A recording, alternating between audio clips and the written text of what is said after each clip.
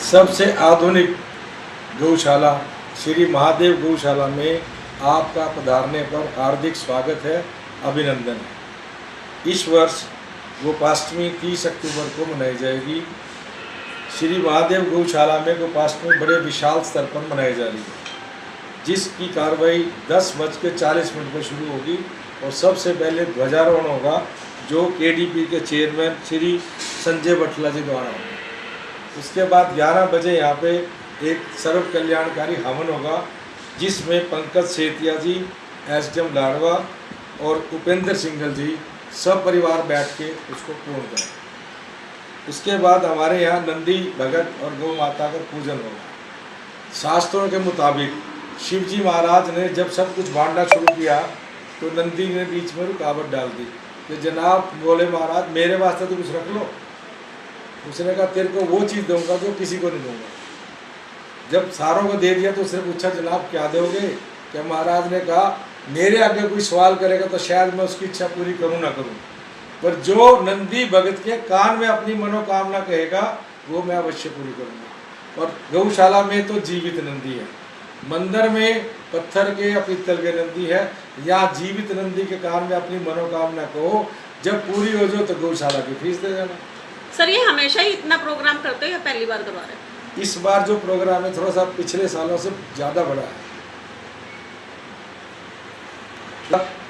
हमारे यहाँ स्वास्थ्य शिविर लगेगा, ब्लड डोनेशन कैंप लगेगा, खून की जांच का शिविर लगेगा, दांतों की जांच होगी और उसकी सब की दवाइयाँ मुफ्त मिलेगी। एक स्वास्थ्य शिविर लगेगा आयुर्वेदिक, उसमें आयुर्वेदिक कॉलेज के जो मेडिकल स्टूडेंट है राजा सिंगला जी द्वारा उसका उद्घाटन शुरुआत है।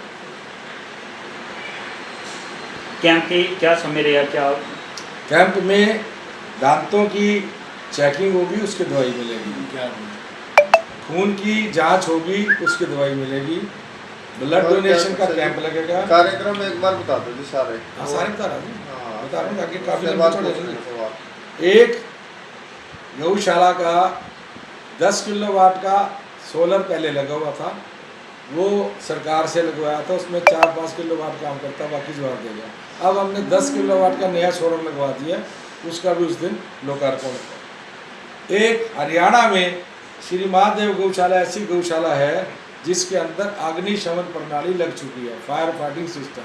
मतलब कोई शरारत करेगा तो तूड़ी में तो वो हम तुरंत बुझा देंगे और गौ माता का भी नुकसान इस प्रकार से नहीं होगा। इस गौशाला में एक टावर लगाया गया है पक्षियों के रहने के लिए, रैन बसेरा, जिसमें 720 पक्षी रह सकते। इसके अलावा यहाँ पे गौशाला में सारे रास्ते पक्के कर दिए हैं और जो आखिरी रास्ता पक्का किया उसका लोकार्पण करेंगे स्वामी योगेश्वरानंद जी, दिव्य श्री आशुतोष जी महाराज के चरण।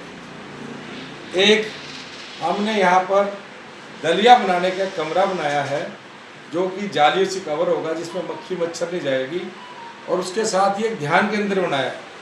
कोई भी सज्जन यहाँ पे आके ध्यान करे, उसको किचन भी मिलेगी, टॉयलेट भी मिलेगा, कमरा भी मिलेगा, एसी भी मिलेगा, वो रहे ध्यान करे। उसका चार्जेज हमने सिर्फ 1100 रुपये पूरे दिन के 24 घंटे, उसका भी लोकार्पण होगा। और इन दोनों का लोकार्पण करेंगे हमारे आईजी श्री अशोक चौहान।